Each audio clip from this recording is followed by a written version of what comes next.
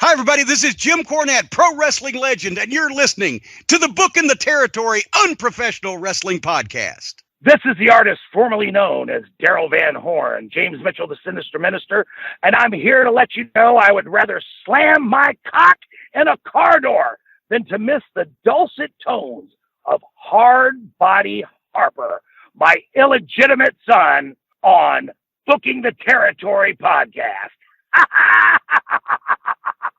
Welcome back, everyone, to this week's episode of our Smoky Mountain Rasslin podcast. This is Smoky Mountain Wrestling, episode 174 for May the 27th, 1995.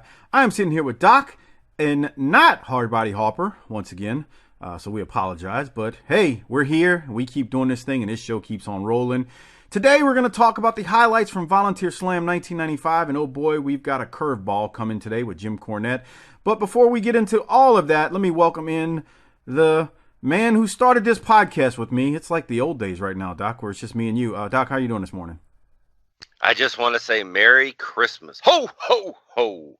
Because this is coming out on the 23rd of December, if I'm not mistaken. And I just hope that everybody's got all their shopping done for their broad. If not, you need to get over to that Amazon link. You need to get your shit tidied up. I think we talked about last week, you need to get yourself a Patreon membership for Christmas. You don't have much time left. It's December 23rd. This thing drops at night on the 23rd. You don't need to be getting out in the last 36 hours before Christmas and trying to get to a mall or to a store. We got you taken care of. For real. The Amazon link, tinyurl.com/BTT Amazon. You can get stuff for 2 days there, some stuff for 1 day, last minute Christmas shopping. And then, like we said, have your broad buy you the Patreon membership for Christmas, because you will actually use that at tinyurl.com/PatreonBTT. So Doc, tell her that the promo code is whatever /facial. This one's for Steven Jaworski. Jesus. All right, I'll stop doing it. I'm going to wear them out, but go ahead. So, you hate the timestamps, but I'm going to give you one here. We're recording this on November 15th, and you know what I'm doing tonight? I'm going Christmas shopping. Great. I'm going to get that shit done. I'm already done. Oh, really? You don't buy anybody anything, though. You're Scrooge McMinnis, aren't you? No, got kids, wife, all that stuff. Oh, really? What'd you get? Did you actually purchase things already? Yeah, there's a lot. Yeah, I've had to knock out a few things. All right. Well, yeah, I'm gonna get it done too. I think at a certain age, it's easier to buy for. Boys become relatively easy, I think, depending. Again, that also depends on if you've got the money to buy it. But like, you know, the older one, he just wants video games, so like that's an easy one to pull off. Sounds like you need to get him a box of rubbers, huh? Yeah, we actually had that talk. He's got a little girlfriend right now. I had to like sit down and like say, you know, what's going on? And Grandpa Menace, man. He told me nothing was happening, so I was like, well, look, let me help you out here. So I don't think we're there yet, but put a layer between you and the toasty oven. Come on, pal. Yeah, man. I don't want you to be like some of these folks in the smoke. It was toasty. I just had to go ahead and blast one off in her Billy Bob. Oh. Come on. It's the Christmas season. We're all trying to get together and celebrate. Ho, ho. Are you celebrating Kwanzaa this year? I don't know. We'll see. It's been a weird holiday, man, with my wife's grandmother passing, and there's just a lot of stuff going on. So, you know, it's one of them things, man. I don't know. Very, very, very, very busy time. This whole holiday season, Christmas, Thanksgiving, whatever you want to call it. I really don't care, because we're not here to debate holy wars and what to call holidays. But it's I'm just glad that the season is upon us, and I'm very festive. You know, you and I, hold on one thing real quick. You and I joke about the holidays, but we actually look forward to it. We kind of like it. We like it. We got kids. We kind of get into it for the kids, and we actually like the fact that we're blessed and being a blessing for our families, right? Am I wrong there? Oh, absolutely. So we'll go look at we drive around and look at Christmas lights, and I put some shit in the flask for that, and we have a good time. And I'm gonna tell you something else, man. It's November 15th, and our Christmas tree is up, and it's been up. Fucking Christ, I hate you. Yeah, because so here's the deal. So Mrs. Doc has a bunch of work stuff going on in November and December, and she looked at me and she said, "We're not going to have time to get the tree up if we don't do something. Would you be upset if I went ahead and put the tree up?" I go, "What do I have to do?" She said, "Help me get boxes down, and then me and the kids will decorate the house." I'm like, "That sounds like a deal. I don't give a shit." Yeah, let me tell you something. So yeah, we got two. I got two small kids that still are way into Christmas. Man, it's better than all the other bullshit holidays. I mean, shit, Christmas is better than fucking Valentine's Day. That's a work. Yeah, and so at least I get something out of it. Shit. Yeah, that's a work. I like Christmas. The only thing I don't like Christmas is buying something for the broad. That's the one thing that's a drag, because no matter what you do, they're just like, you got me this, huh? Why did you think I would like this? But they don't understand when you tell them the same thing. Like, I didn't want cologne. You're so unappreciative of what I do for you. All right. I'm trying to help you Mike, I'm trying to help you get out of those cargo shorts. That's all you ever wear. It's like your uniform or something. You look homeless when you come home. I just want you to I just want to help you look nice. You ever get that? You ever get that? Yeah. I just want to help you look nice. You ever get that? No, what if you told your broad, any of you out there, I just want to help you look nice? You might need to cash in the life insurance policy. See, here's the rib. Here's the rib I put on him. I get Latrell and I take his ass to Target, and Mrs. Doc loves her some scarves and/or some earrings. So every year he gets her something like that, and I'll pay for it because this rib is worth it. Oh yeah. He's 6 last year, 5 before that. He's gonna be 7 this year.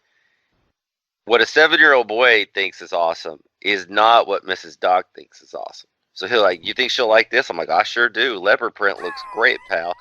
And so then I'll let him buy it, and then he'll ask her, "Why aren't you wearing my shit?"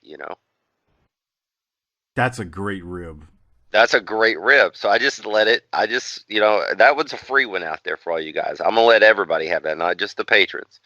That's my Christmas gift to you. Is you're out of it. It's between the kid and she's like, "Why did you let him pick that out?" What was I going to do? Tell him no? He thought that would look good on you. You go tell him. And they're not going to go tell their son that. So that's right. There you go. And they got to wear it a couple of times at least. Yeah.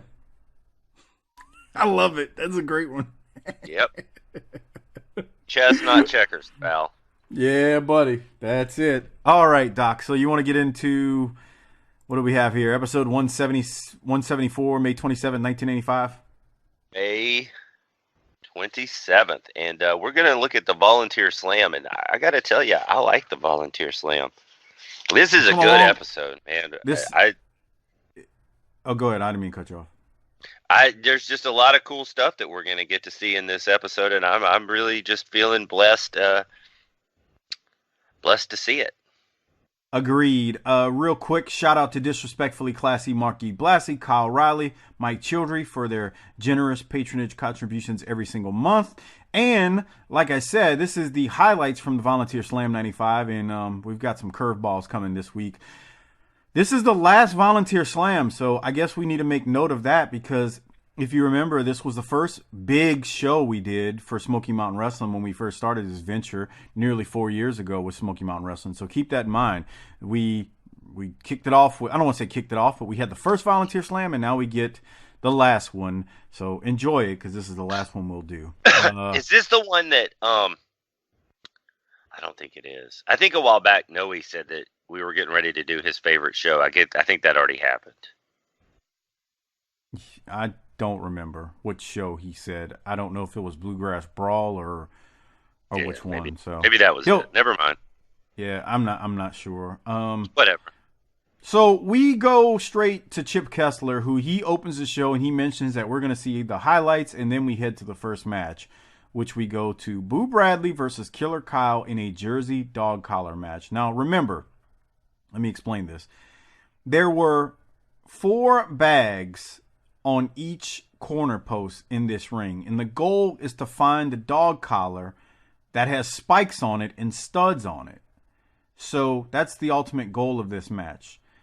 Doc, I'll throw it to you. Your thoughts on what goes down here? Boo's busted open. Mm-hmm. I don't really care for the stip, but whatever. I'm not going to let that ruin it for me. I don't know. I got sidetracked on this and started thinking about something else. You ever know, you like dogs, right? Yes. Okay. You ever know anybody that goes overboard with the dog products and shit?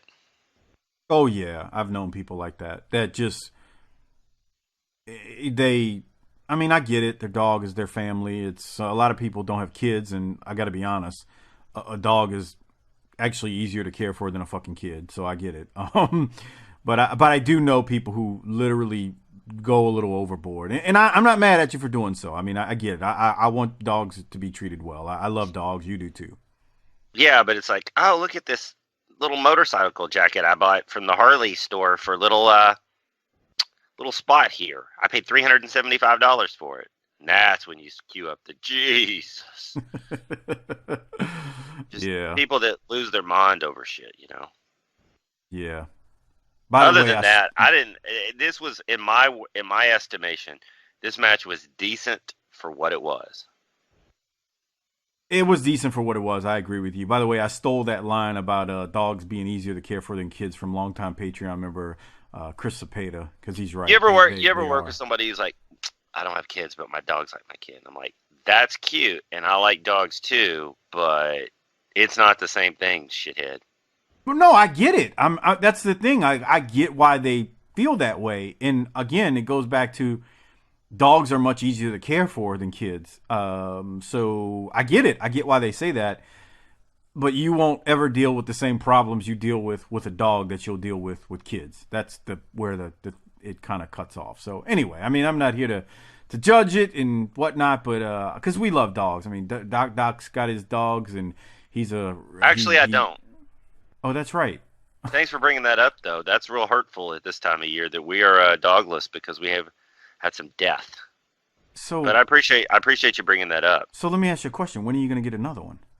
To be honest, it is November 15th. We are hosting a Thanksgiving at our house, and as soon as we're done hosting that, we're going to try to have a dog. By the time this airs, we may be having a dog.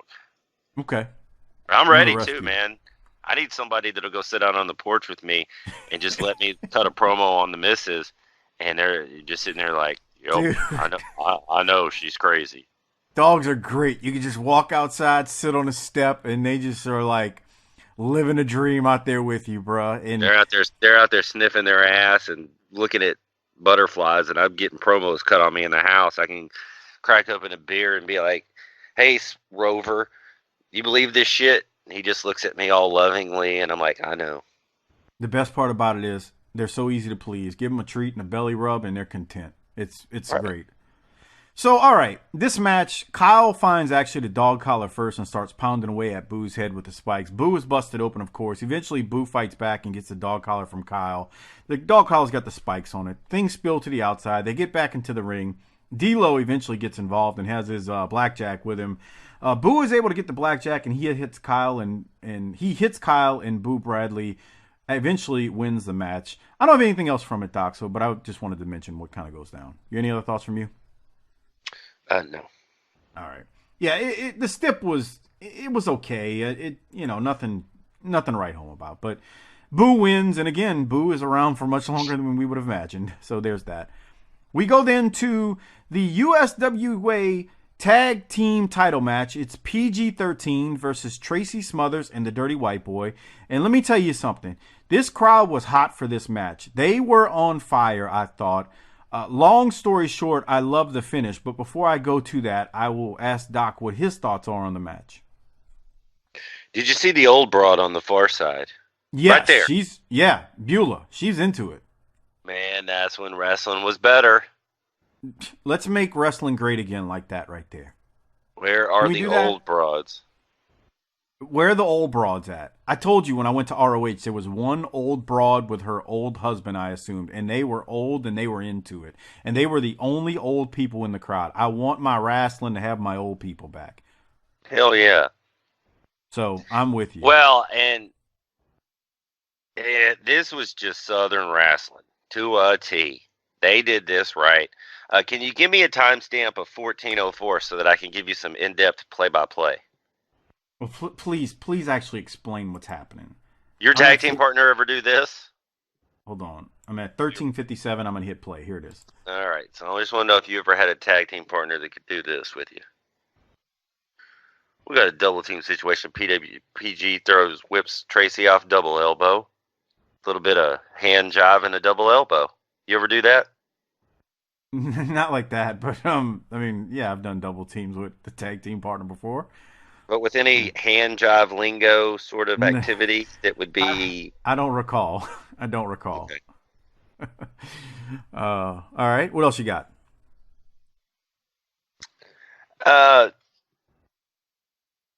We do have Randy Hales out here. Yes. He'll cut a 9-hour podcast episode on you.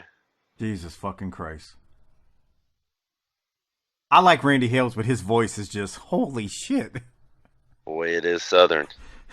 And this is coming from someone who I know myself doesn't have the best radio voice. So let me point that out before anybody says, you suck too, you fucking piece of shit Southerner from New Orleans, Louisiana. I agree. I suck. Go ahead, Doc. Continue. Why do people listen to us if they hate us so much? I'm talking about just the emails I get from time to time. I like to throw those in every now and then. Oh. But the people love us. I mean, we have obviously an audience. Well, we love them too. I mean, it's a love affair with our patrons. All right. So anything else from with this a happy ending? We're gonna happy ending on them though. That's for sure. Anything else before I go? That right there will be in the Journey Cornette haiku for sure. That guy's great. Finishing on the fans. Come on. All What am I, 12? What do you grow up? That's the new one online. Grow up. Beulah's into it, dude. She ain't sat down this whole match. That old broad opposite the hard camera she is loving this. But go ahead. That at the end, the Thugs probably should have been DQ'd, and then they are. And I just want to know at the end why Mark Curtis is so easy to influence. Yeah, he is. Harper hates that about this sometimes. But so let me finish what Doc is talking about here. So the Dirty White Boy hits Wolfie D with the Bucksnort Blaster, but JC Ice hits Dirty White Boy with the hubcap in the back of the head. Smothers makes the save, then Tracy hits JC Ice with the hubcap. With White Boy pinning JC Ice, and then the Thugs win the U.S. tag titles, or the USWA tag titles. Randy Hales, however, gets involved and tells Mark Curtis that the Thugs used the hubcaps, or the hubcap, and Mark Curtis reverses the decision. This is horse shit. You know, we should have gotten a win. We see it right there. He hits the guy with the hubcap. Mark Curtis turns around. All of a sudden, Dirty White Boy is making the pin. I don't like the fact that when the heels cheat, it's okay, but when the baby faces cheat, it's not. And Randy Hales, who's a heel here, can influence Mark Curtis. So I agree with you. I don't like that. But at the end of the day, they do not win the USWA tag titles, the Thugs, that is. Mark Curtis reverses the decision. So I'm with you. I don't like this, Doc. I mean, I like the match. The crowd was hot. Look at the crowd. I mean, the crowd is into this, man. They're loving this. I don't like that you can easily influence a ref like that. Agreed. Any other thoughts? Not really. Okay, so do you want to go to Chip Kessler and for the wrap up, and then the video footage with PG-13 Randy Hales, and then a run in by some others? Absolutely. All right, so let me get it queued up. Here we are. We got Chip Kessler. He's in the back, and yeah, here it is. Certainly a wild ending to the USWA Tag Team Championship match here at the Volunteer Slam in Knoxville. When we come back to this edition of Smoky Mountain Wrestling, we're going to show you unedited footage of an interview that did take place after the tag team match. Now, this footage originally was not meant for television, but we want you to see it. We'll have it right after this. Fans, welcome back here in Knoxville. Now, after the tag team match, as promised, we want to bring you the unedited version of an interview that I tried to conduct after the tag match with PG-13 and USWA wrestling official Randy Hales. You're going to see all hell broke loose. Let's go to that videotape right now. PG-13 interview, take one. All right, fans, you just saw what took place here at the Volunteer Slam in Knoxville, the USWA Tag Team title match. The Thugs against PG-13. For whatever reason, USWA wrestling official Randy Hales felt he needed to get himself involved tonight. Mr. Hales, exactly what were you doing with our Smoky Mountain Wrestling referee, Mark Curtis? What I was doing with Mark Curtis, I was making sure injustice didn't happen. That guy didn't have a clue. He didn't know the rules. He didn't know what he was doing. He made a mistake. They were cheated. I just went out there and I slowly explained to him the rules. He reversed the decision, gave the belt back to PG-13. We go back to Music City with USWA tag titles. I didn't do nothing wrong. What are you accusing me of anyway? Well, this is Smoky Mountain Wrestling, not the USWA. Hey, wait. Bust this. Bust the interview. This isn't going to work. Bust it. Let me tell you something. Let me tell you punk something. Just because you from Memphis, Tennessee, you vanilla ice reject punk, that don't make you no gangster. Carry that little hubcap around, that don't make you no gangster. You want to see what a gangster like? You bring your butt to South Central LA. And punk, you want to survive 10 minutes. I wish you would come up there looking like vanilla ice, boy. I do something to you, boy. Hey,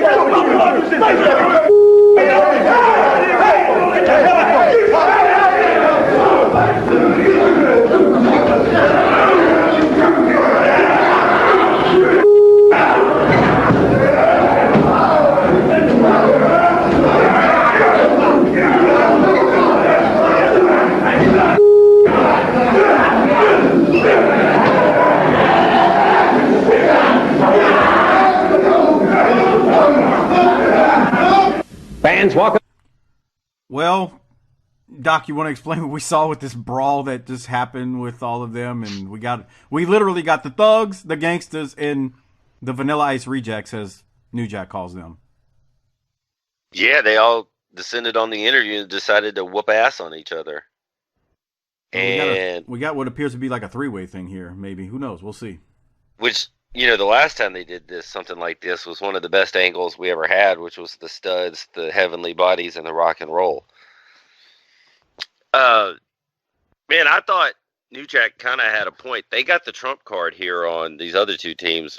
Man, you come to South Central and see what happens. Yeah, I mean, New Jack didn't tell no lie. He's like, you come to South Central LA with that looking like you do, you Vanilla Ice Reject, and see how you get dealt with. I mean, it's like we say with Arn Anderson on a Saturday Night Show all the time. Show me the lie. I is that still a thing in 2019? Is what still a thing? Like, I can't go down to Crenshaw and get me some rims or something without getting dealt with, or could I go get me some 22s down on Crenshaw somewhere? I don't know, bro. I'm not from there. Yeah, but I thought all y'all people know each other. Okay. Wait. Don't take that the wrong way. I meant thugs, not just because of the same color of skin. Let's keep going. How's that sound? All right, you Vanilla Ice wannabe. All right, so after all of that goes down with the Thugs, the Gangsters, and the Vanilla Ice Rejects, can you real quick say this line for me? Light up a stage and wax a chump like a candle. Can you repeat that? The people would love. The people would love. I'm not saying that. What about what the people would love? Okay. Well. Kessler throws us to Al Snow versus Ricky Morton in a scaffold match. Yes, it's a scaffold match, but they are on the floor brawling when we are thrown to the match. Snow finally climbs the scaffold and then puts And then the lights go down in the arena, which makes it look as perilous as you can imagine when the lights go down. It's one thing with the lights on, but once they are up there and Al Snow is up there and the lights are off, it really you're literally waiting for someone to fall into the abyss and just die. As we're watching, Unabomb gets involved and he starts climbing the scaffold. Snow and Unabomb close in on Morton on top of the scaffold. Gibson comes down the ringside and stops Unabomb. Snow eventually starts dangling from the scaffold, and Snow falls to the ring. Morton wins, which may be, well, I don't want to say what I was about to say. I was going to say maybe one of the first times they've won a scaffold match, but that wouldn't be true. Morton wins. After the match, Snow recovers, and Snow and Unabomb attack the Rock and Roll Express. Unabomb breaks out a good old rope. They tie the rope around Morton's neck, and what do you know? They hang Morton from one of the rungs on the scaffold, and Snow proceeds to hang Morton. Stop the murder on TV. They leave Ricky hanging. Gibson and Curtis save Morton from dying. I've recapped it all, but I'll throw it to you. Your thoughts, Doc? My first thought is nope. Nope. Nope. Not a chance, bro. But if we're going to do it, climbing a scaffold with a neck brace is certainly an awesome visual. Look at that when the lights go out, though. Fuck it, dude. You're no, and no. Because the lights were on because they were fighting on outside the arena, but the lights go out and all you've got is that spotlight above the ring with them on this scaffold, and it looks perilous.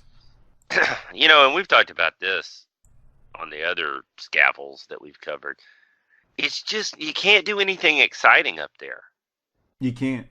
Or you risk death. Right. I mean, even if you'd So I had a question. Go ahead. So they're up there fighting right now. What if Al Snow grabbed Morton and hit him with that spike pile driver? Would it go through the scaffold? Would the scaffold crack in two? No.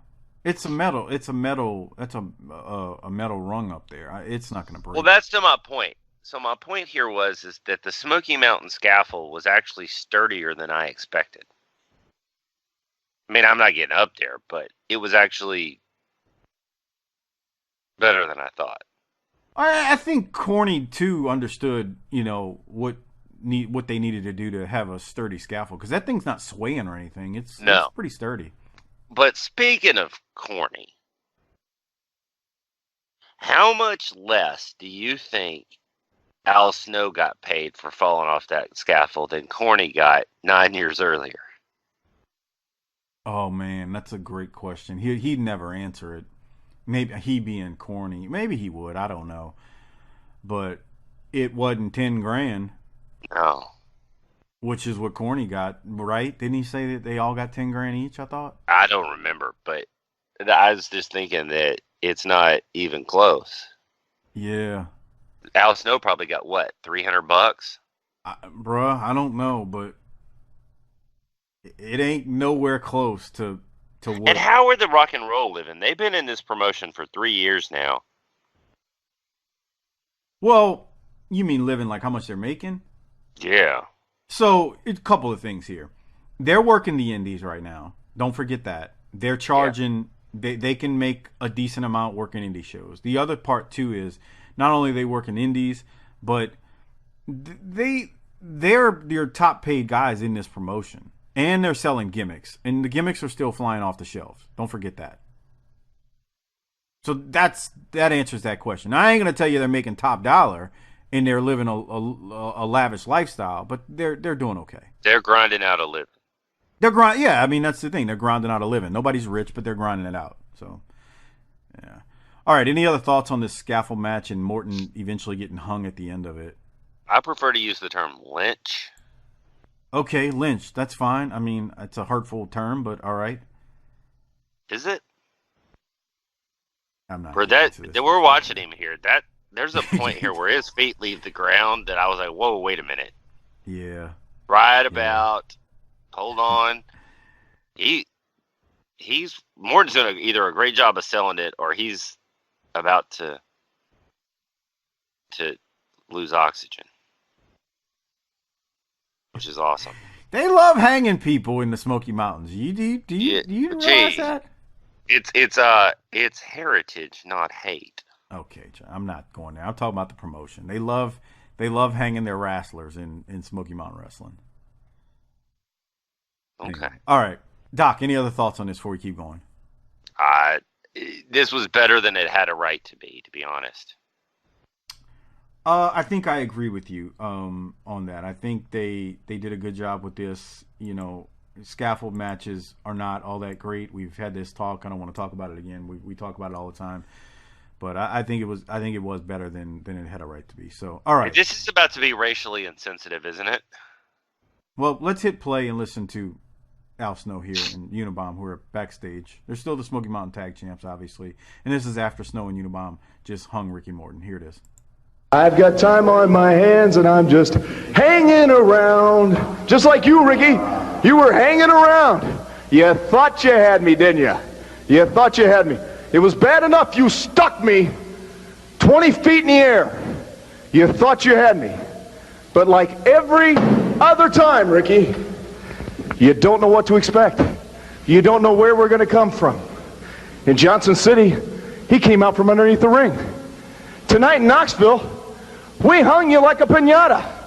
I'm sure all my fans down there in Mexico, Eddie, Mondo, Chavo, Hector, way to go! Hola, my friends. Jesus. I call you up next time, we'll have a piñata party. Fuck. Ricky Morton, the bottom line comes down to this. You don't know what I'm going to do. You don't know what I'm capable of. We know every move you're going to make. I have a little bird that sits on my shoulder and tells me all about you, has dealt with you many times in the past. We have every edge on you. We're stronger, we're faster, we're younger, we're meaner. We're the predators. You're the prey. We plan on dominating your every stinking waking moment. We're going to be in your dreams and in your nightmares. Don't think for a minute, Rock and Roll Express, that you're going to make it out of this one with your careers. Because I'm telling you, if I have anything to do with it, and I sure as hell do, I'm going to do everything I can to destroy the name of the Rock and Roll Express. I'm done. Shut that damn camera off now. Fans were here. All right, Doc, what do you have right there from Al Snow? Well, it's certainly hurtful from a racial perspective, but not as bad as when you went off on that terrible thing calling Hector Guerrero names like you did. What did I call Hector Guerrero? You know. In your own lie right here. You said that he had a back that was hydrated, but you didn't use that term. That's not what I said. I said Robert Gibson's back is wet, so that belt must hurt on it. That's not what you said. And Harper and I were there, and we knew it. And no, you know, I said Robert Gibson's back was wet, and that's what it was hurt. Yeah, that's what I said. You know, you got some of those words out of order there, but whatever. So we had a shout out to the Guerrero family, and we're going to have a piñata party soon. So how'd you feel about that? That wasn't too classy, was it, Doc? No, it really wasn't, but I like when he threw the chair at the end and was like, I'm done, shut the damn camera off. I thought that was good. Yeah, I did too. All right, any other thoughts right there from Al Snow? No. All right. Do you have anything from Ricky Morton's promo? Standard issue. Yeah, I mean, I'm not trying to. It just there wasn't much there. Not here to stay. We're here to not here to play. Here to stay. Yada yada yada. Anyway, okay. I don't have anything from it. Okay, so Chip Kessler throws us to Cornette. I don't even know how I want to do this because this is very very long. How do you think we should proceed here? Bro, there's a fucking fireball. Well, okay. So Kessler announces that Armstrong and Funk prevailed in the match. Mm-hmm. But after the match, Cornette had a major announcement to make. Do you want to talk about this, or like that's what I'm saying? I don't know how you want to do this. Here's the thing that we all thought was coming. Corny gives the mic to Noe, I think, and says, I got you a gift for everything we've been through, and reaches in his pocket, lights a fireball, and throws it in his face. And boy, is it on after that. There is no better visual. I mean, fireballs are better than mist and powder. Fireballs are at the top of the peak. The only thing better than a fireball is an ether rag. All right, so I'll play the portion where Corny hits Bullet Bob with the fireball. Here it is. Something here. It's taken a long time. It's been 6 months to get even with those no good bastards.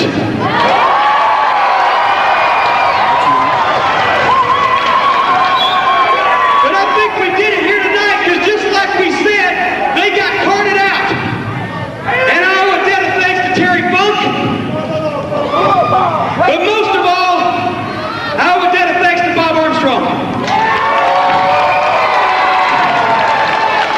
Because I'm going to tell you this, Bob Armstrong, I'm looking you straight in the eye. If it wasn't for you shaking my hand, if it wasn't for you helping me out, then these people, they would have never come to my side. The other wrestlers would have never come to my side.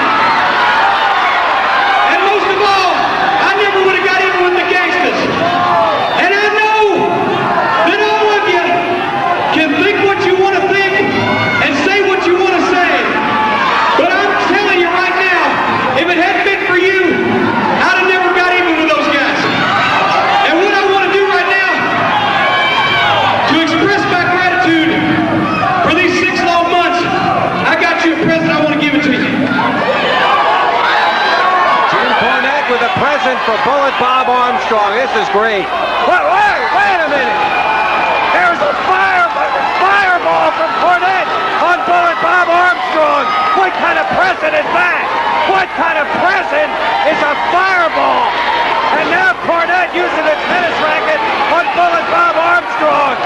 Moments ago, Funk and Armstrong beat the gangsters, and now Terry Funk laying in to Bullet Bob Armstrong. Tennis racket Cornette on Armstrong. What is going on here? Cornette brought Funk in, and they teamed up and won. And Cornette said he had a present for Bob Armstrong. What kind of present is a fireball? And now Cornette levels Mark Curtis, and the blunt end of that tennis racket is... All right, apologize for the dog barking in the background, but you get what you pay for, I guess, around here. No, I'm just playing. But yes, there is a dog barking. My apologies. Anyway, like Doc said, we had a fucking fireball, Doc. A fireball. Your thoughts as this fun. Goes down. Fireballs always mean business because there's a lot that could go wrong there. I have a controversial opinion. Okay. Is it just me, or does Terry Funk throw weak-looking pile drivers?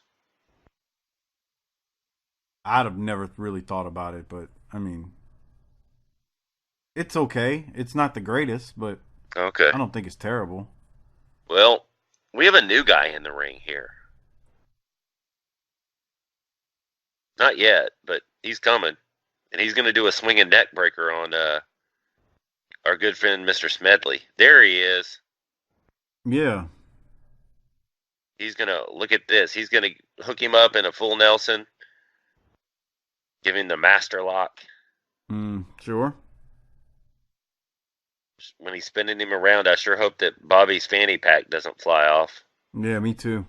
Might have a few $1 bills in there from his gimmick table, right? Yeah, so we have a long beat down here. This goes on forever, but a new faction appears to be forming, which is good. I like it. So here's what went down, as you heard. Kessler threw it to Armstrong and Funk as they prevailed in the match. Cornette says he has a major announcement. And Cornette says, and I try to quote it here, "It took us 6 months to get even with those bastards, the gangsters." And he said bastards. Cornette thanks Armstrong and Funk. And then Cornette tells Armstrong he has a present, and out of nowhere he throws a goddamn fireball. Funk then beats on Armstrong, and Cornette starts wearing out Armstrong with the racket. Stop the murder on TV, Doc. Buddy Landell, Steve Armstrong, Bobby Blaze, they all hit the ring. Some unknown guy hits the ring, and he's putting the full Nelson or the master lock on guys. Funk, this goes on forever. Funk is still working over Bullet Bob Armstrong. This is crazy. It's a chaotic situation, as JR would say back in the day. They leave Bob Armstrong laid out completely with Corny, Budrow, Funk, and the mystery guy in the ring. And that's it, man. There's no other way to put it. This is a beatdown of Bob Armstrong. Cornette, after all this time, has beat down Bob Armstrong. And he used him to get to the gangsters. And, yeah, there you have it. I don't know what else to say, Doc. What do you have? This will certainly have repercussions that take us into the next few months. So the first time you saw this, did you see this coming? Well, you knew it was coming at some point. So did you see it coming at this moment? No. Right, because of the way they did it with, okay, look, I'm guaranteeing that we win. If we don't, here's $50,000. So literally he used him to actually win. But in the end, that was all part of the ploy. We won, but I got your ass back. Oh, he just put the bottom of his shoe in Bob's face. That's some nasty shit. Okay. All right, so I don't have anything else, so we should probably go to the closing promo of this thing. Would you agree? Absolutely. All right, let me get it queued up as we get to it. What a moment, though. I mean, I didn't see the fireball coming, and I know Corny's thrown fireballs before, but I didn't see it coming the first time I saw this. So here we go. We got Cornette, we got Funk, we got Budrow in the back with Chip Kessler after laying out Bob Armstrong. Fans, we just saw what happened to Bullet Bob Armstrong. And Mr. Cornette, you have to be very proud of yourself, the actions of your men tonight. What a barbecue. What do I smell? I smell an old geezer cooking. What a barbecue. We really burned the bacon tonight, didn't we, buddy? Hey, I'm just glad to be part of the family. And you know something? I believe we're unstoppable.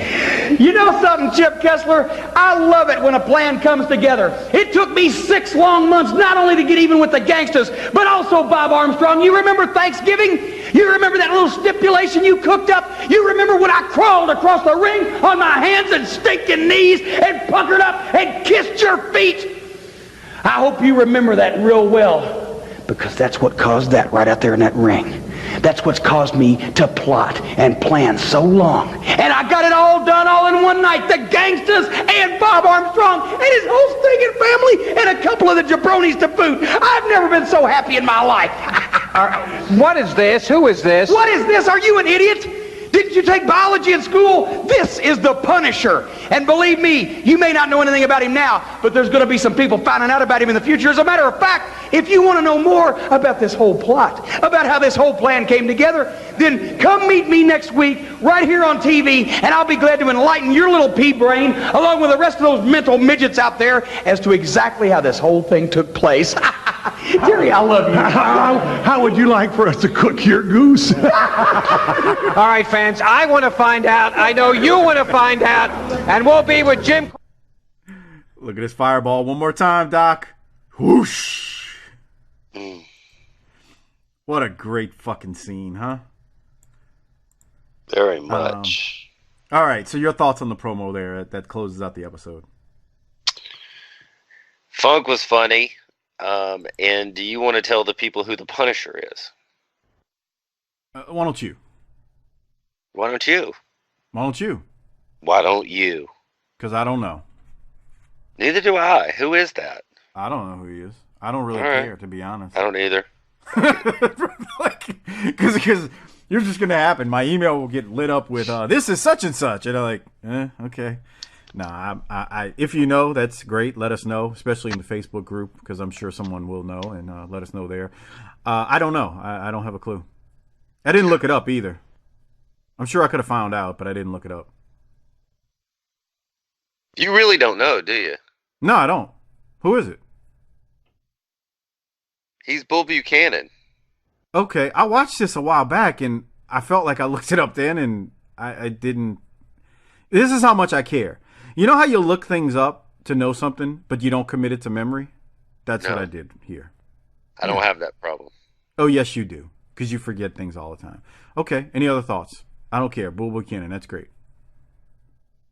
I'm interested to see where this goes. Look at poor Tommy Noe in there. I'm not going to say anything. It's Christmas.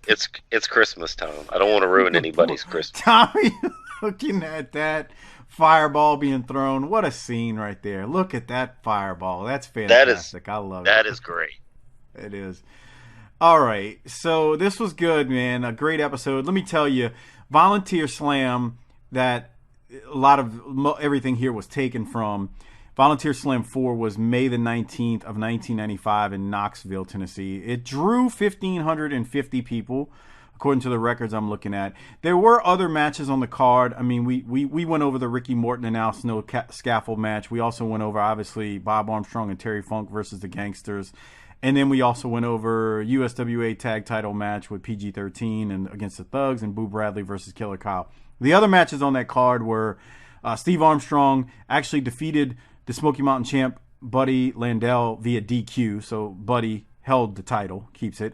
Robert Gibson pinned Unabomb in a Falls Count Anywhere match. And then to open up the show, Bobby Blaze pinned D'Lo Brown. So those were the other 3 matches on the card that they don't show on the TV. So I wanted to at least say that. We're going to go to the disability checks. Before we do so, I want to remind you, you got a couple of days till Christmas if you're listening to this the night that it drops. So use the Amazon referral link. It's tinyurl.com/bttamazon. Great way to support this show without spending anything extra. You don't have to go to the malls. You don't have to do all that stuff. So go buy your kids, your wife, your girlfriend, your boyfriend, whatever the hell you have and family members in your life. Use that link and support this show. tinyurl.com/bttamazon. All right, Doc, your disability checks. What are you giving it? Well, I really like this show. It's going to get a high rating. What? Yeah. I'm going to say an 8.9. All right. This is an excellent show, man. Yeah. Excellent show. Excellent episode. I think if you went into this with an open mind and hadn't seen it already, I mean, we had seen it already, so we knew it was coming. But if you were one of those guys who just kind of, watched it and just were waiting to see what happened, you watched this and you were like, wow, corny, double-crossed Armstrong. And Harper would probably crap on it because he's tired of their feud right now, but he ain't here.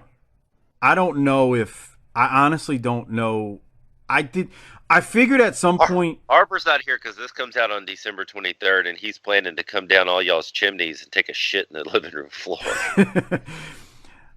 I know we all saw a double cross coming because it's Cornette, and we could say that. But I don't know if we saw it at this exact moment and how he did it.